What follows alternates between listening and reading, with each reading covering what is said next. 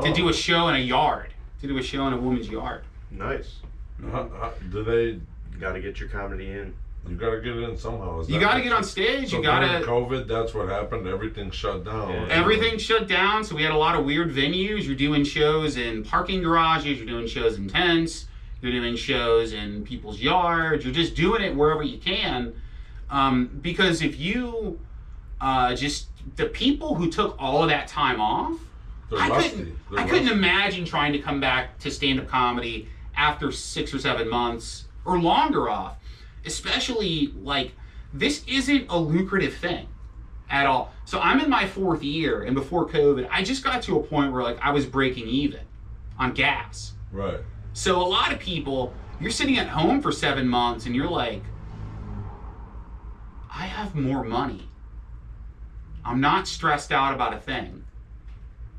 Yeah. That I'm never, why would I ever come back to this?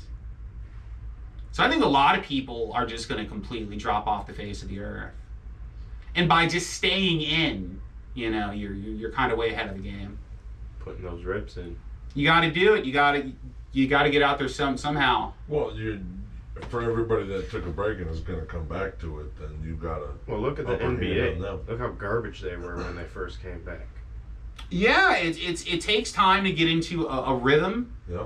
You know, it got in you know, doing stand-up, if you can't do stand-up every 9 days, every 11 days, every 2 weeks. It has to be a really routine part of your life if you're trying to get good at it.